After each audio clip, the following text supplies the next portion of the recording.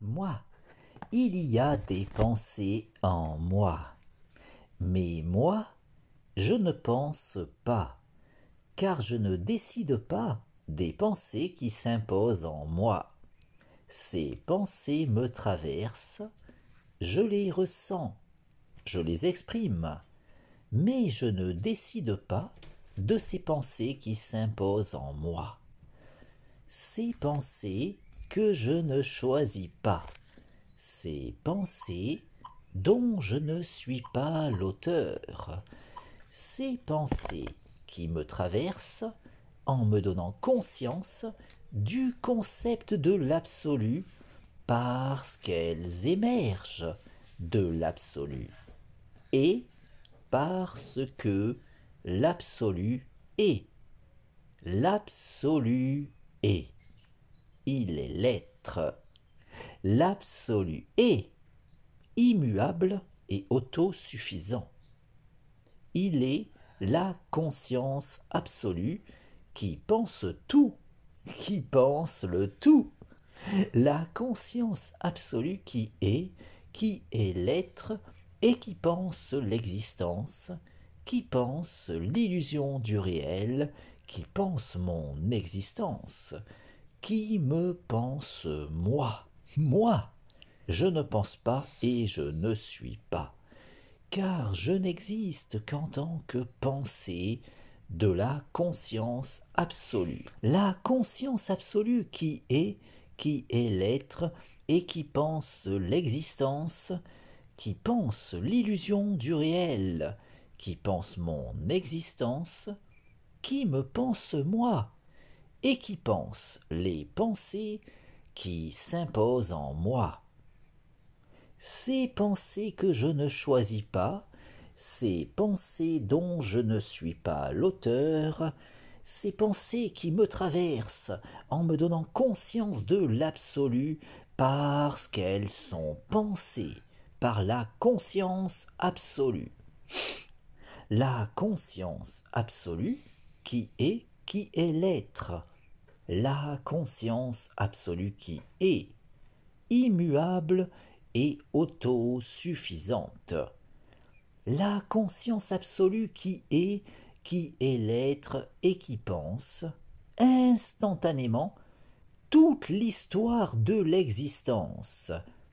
La conscience absolue qui pense instantanément toute l'histoire cosmique, tout cet enchaînement causal qui s'écrit rationnellement, toute cette suite de causes et d'effets qui s'articule logiquement, toute la causalité qui s'organise selon cette logique fondamentale qu'est la raison.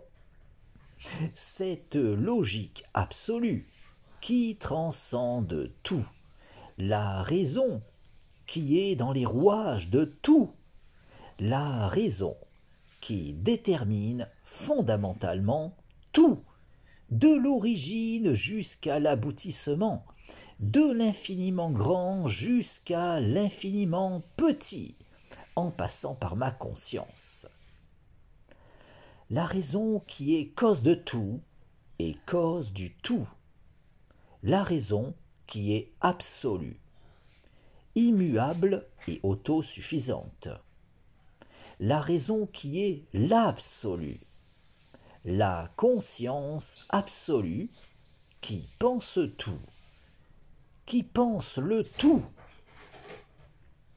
La conscience absolue qui est l'être et qui pense l'existence, qui pense l'illusion du réel, qui pense mon existence, qui me pense moi et qui pense ma conscience, me donnant accès à la connaissance, puisque tout provient de la raison et parce que ma conscience peut entendre la raison, un entendement pouvant être optimisé en se disciplinant à cultiver cette harmonisation entre la psyché et la raison qu'est le raisonnement, au point qu'en dépit des limites évidentes de mon entendement personnel, tant que je m'appliquerai à m'investir dans le perfectionnement de mon aptitude personnelle d'écoute de la raison, je pourrai assurément continuer d'en apprendre toujours davantage sur tout, en étant assuré de pouvoir indéfiniment aller toujours plus loin, encore plus loin, sur la voie de la vérité qui est absolue, validant de la sorte toutes les vérités relatives de l'existence qui participent de cet absolu, qui est l'être, qui est le tout, qui est la vérité, qui est la raison. Cause de tout, cause du tout et cause de soi. La raison qui est absolue, immuable et autosuffisante. La raison qui est l'absolu, la conscience absolue qui est et qui pense l'existence, qui n'a nulle autre raison d'exister que l'évidence absolument logique pour la conscience absolue, de logiquement penser absolument tout, au point de pouvoir, en dépit de l'immuabilité de son identité, vivre malgré tout toutes les expériences, à travers toutes celles qui auront été vécues durant toute la durée de l'histoire cosmique, logiquement pensée instantanément dans son intégralité par la conscience absolue, qui appréhendera également, parallèlement, toutes les variations logiquement possibles de l'enchaînement causal, en pensant évidemment instantanément autant de réalités alternatives dans l'immuabilité de son identité, de sorte que la conscience absolue qui est, malgré l'immuabilité de son identité, vit tout de même toutes les expériences possibles en pensant instantanément tout l'enchaînement causal, avec toutes les variations logiquement envisageables de ce dernier, pour autant de réalités alternatives, se devant logiquement d'exister autant que la nôtre au sein de cette conscience absolue qui pense, en toute logique, absolument tout, de l'origine jusqu'à l'aboutissement, de l'infiniment grand jusqu'à l'infiniment petit, en passant par ma propre existence, tout en pensant évidemment les pensées traversant ma conscience. Ces pensées qui s'imposent en moi sans que je ne puisse décider de leur teneur, ces pensées que je perçois et partage sans pouvoir rationnellement les considérer véritablement miennes. Ces pensées qui me traversent en me donnant conscience de l'absolu parce qu'elles sont pensées par la conscience absolue qui est et qui pense l'existence, qui pense l'illusion du réel, qui pense mon existence, qui me pense moi et qui pense les pensées qui s'imposent en moi, en comprenant nécessairement toutes les idées émergeant de ces pensées qui me traversent, dont, évidemment, tous les mondes imaginaires pouvant émerger de ces pensées dont je ne suis pas l'auteur.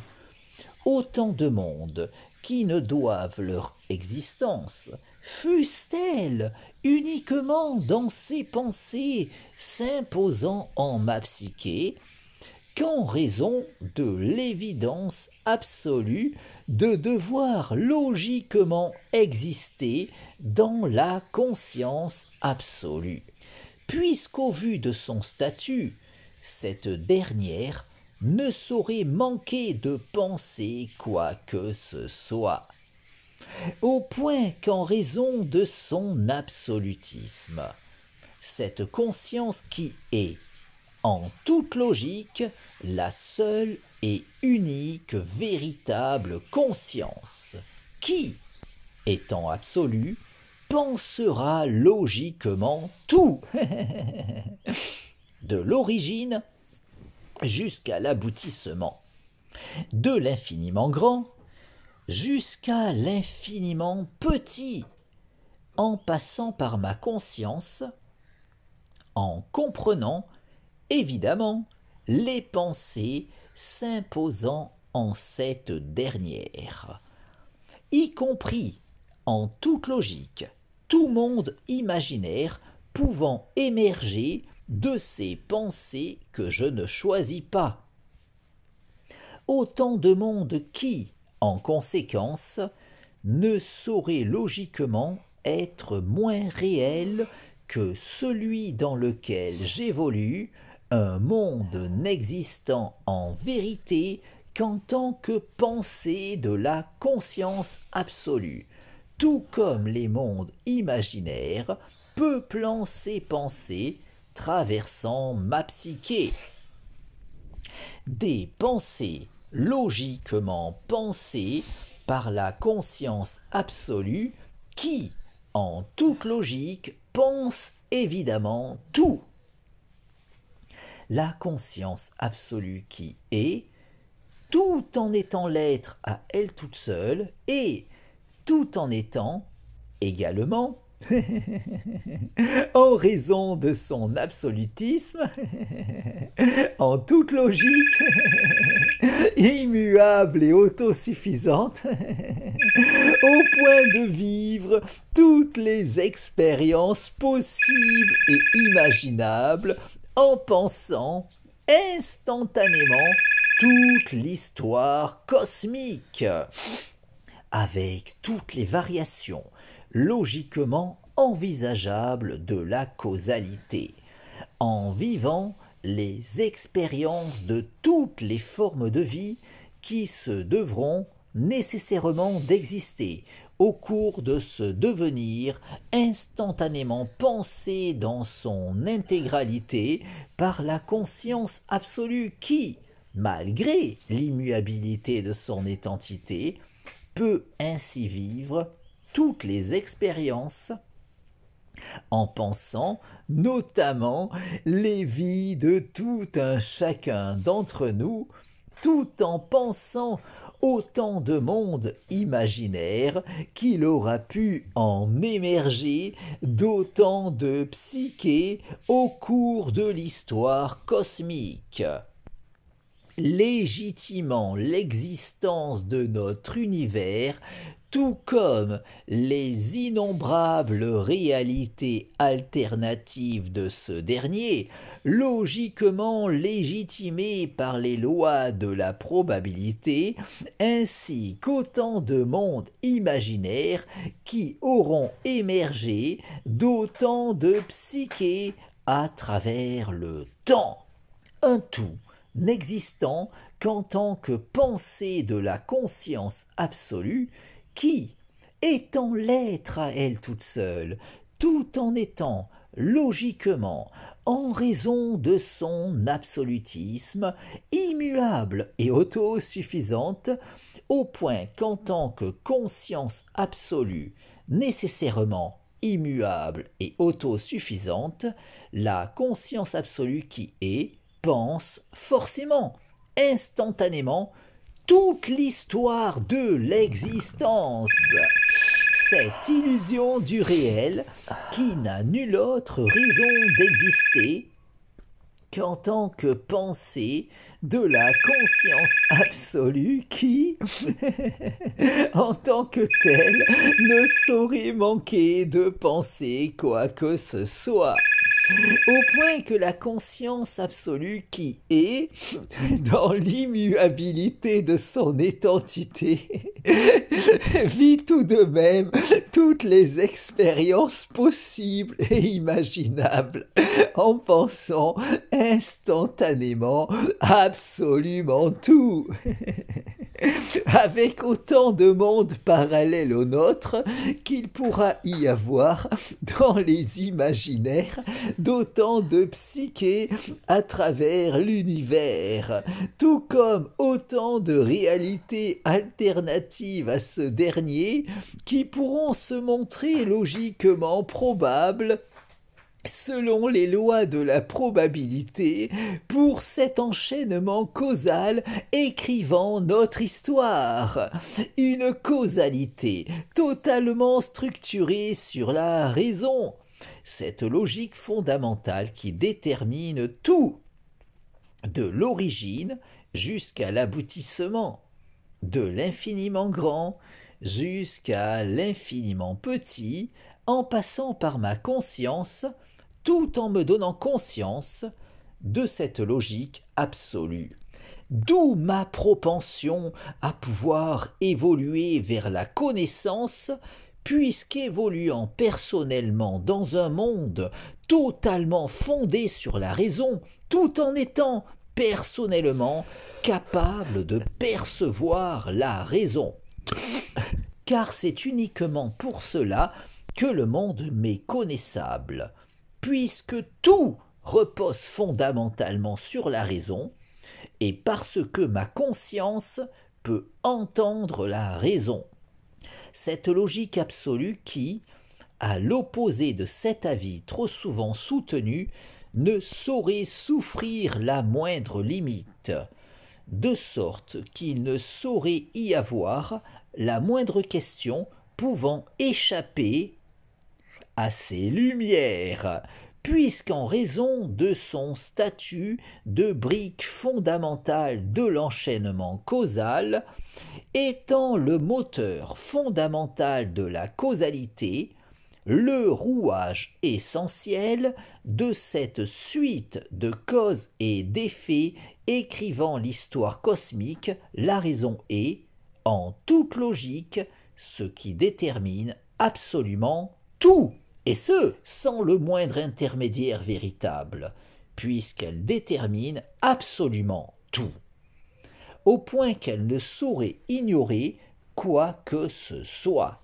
pas même les raisons du cœur, même si l'on peinera davantage à aiguiser notre perception de la logique absolue lorsqu'on voudra employer cette dernière afin de saisir ce qu'il pourra sembler y avoir de plus intime selon tout un chacun, en tout un chacun d'entre nous, des limites à notre entendement qui, bien que bien malaisé à surpasser, ne saurait témoigner des supposées limites de la raison que trop de personnes s'obstinent à présupposer la concernant. Puisqu'étant dans les rouages de tout, cette logique fondamentale qui détermine absolument tout, jouit logiquement de la connaissance de tout, la connaissance du tout, la connaissance de soi, puisqu'étant le tout, tout en étant, en raison de son absolutisme, cause de tout, cause du tout et cause de soi, au point qu'elle ne saurait ignorer quoi que ce soit dans le tout.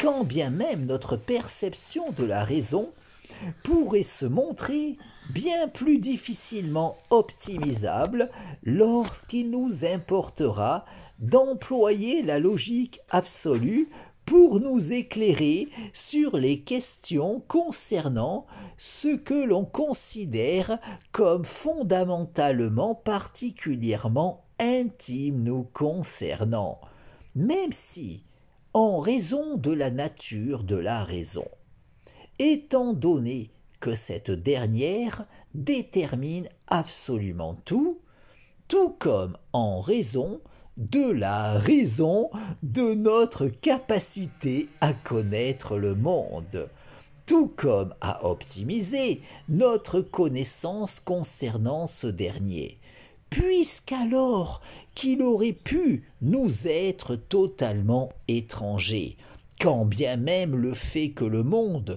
nous soit connaissable ait tendance à se trouver considéré comme un acquis allant de soi, au point qu'il est peu courant de s'interroger sur les raisons expliquant cette connaissabilité du monde à notre égard, alors qu'en s'arrêtant sur la question, on pourrait déjà reconnaître qu'il n'allait pas forcément de soi que le monde nous soit connaissable, puisqu'en vérité, notre environnement aurait pu échapper totalement à notre entendement, de sorte qu'il convient, dans une démarche philosophique se voulant des plus objectives, de s'interroger sur notre propension à pouvoir saisir intellectuellement le monde dans lequel nous vivons, en constatant que bien qu'il aurait pu se révéler aussi bien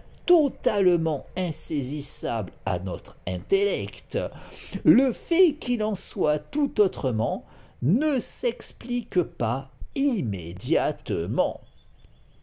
Alors qu'après avoir saisi le rôle de la raison, notre entendement saisira les raisons de notre aptitude à pouvoir saisir intellectuellement notre environnement, puisqu'en vérité, en toute logique, nous évoluons dans un monde qui nous est connaissable pour la simple raison suffisante qu'il repose fondamentalement sur la raison, et parce que nous bénéficions tout un chacun de la capacité d'entendre la raison, au point que ce sera uniquement en s'appliquant à cultiver cet entendement que l'on pourra potentiellement en connaître toujours davantage sur tout, puisqu'en raison de son absolutisme, la raison ne saurait souffrir la moindre limite, de sorte qu'il ne saurait y avoir aucun moyen d'accéder à la connaissance au moyen de quoi que ce soit d'autre que la raison, au point que quoi qu'il en soit, quelles que soient les limites de notre aptitude d'écoute de la raison, ce sera seulement en se disciplinant à s'appliquer, à cultiver cet entendement que l'on pourra théoriquement continuer de progresser vers la connaissance.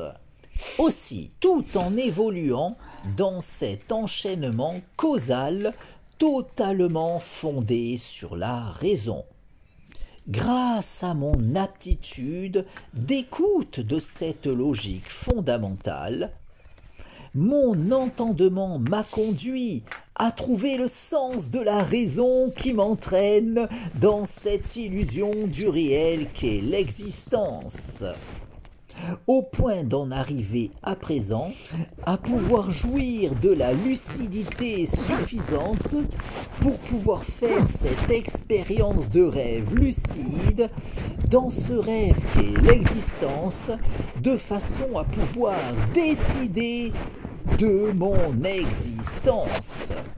Car, de même qu'en prenant conscience de mon rêve, je peux faire l'expérience de rêve lucide lors du sommeil paradoxal, de façon à pouvoir décider de mon expérience onirique.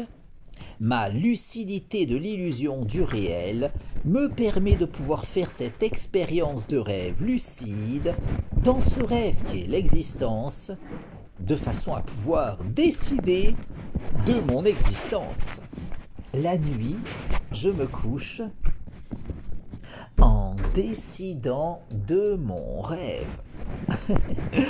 Le matin, je me lève en décidant de mon rêve. Dans ce rêve qui est l'illusion du réel. La nuit, je m'endors En décidant de mon rêve, le matin, je m'éveille.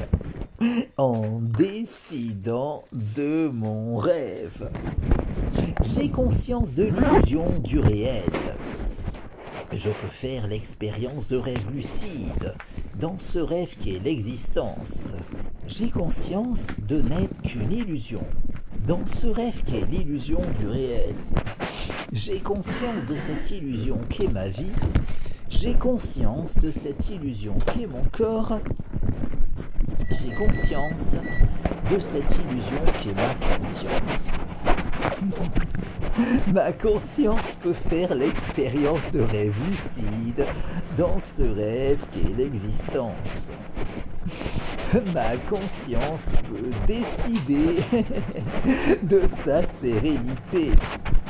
Je décide de jouir de la paix en moi, la sérénité dans mon esprit, l'harmonie en moi, mon harmonie corps-esprit, mon harmonie avec toute chose, mon harmonie avec tout, mon harmonie avec le tout. Je décide de provoquer l'alchimie en moi, l'alchimie dans ma vie, l'alchimie dans mon corps, l'alchimie dans mon esprit, l'alchimie dans mon corps, esprit, l'alchimie dans le cours de ma vie, l'alchimie dans mon existence, l'alchimie dans l'orientation de mon existence. Je décide de cette illusion qu'est ma vie. Je décide de cette illusion qu'est mon corps. Je décide de cette illusion qu'est mon esprit. Je décide de cette illusion qu'est mon corps-esprit. Je décide du cours de ma vie. Je décide d'orienter ma vie selon ma volonté. Dans ce rêve qui est l'existence, je décide de vivre la vie de mes rêves. Dans ce rêve qui est l'illusion du réel, je décide de l'orientation de mon existence. Ma lucidité de l'illusion du réel me permet de pouvoir faire cette expérience de rêve lucide dans ce rêve qui est l'existence, de façon à pouvoir décider de mon existence. La nuit, je me couche en décidant de mon rêve. Le matin, je me lève en décidant de mon rêve. Dans ce rêve qui est l'illusion du réel. La nuit, je m'endors en décidant de mon rêve. Le matin, je me réveille en décidant de mon rêve. Ma lucidité de l'illusion du réel me permet de pouvoir faire l'expérience de rêve lucide dans ce rêve qui est l'existence, de façon à pouvoir évoluer sur le chemin de l'accomplissement de mon moi.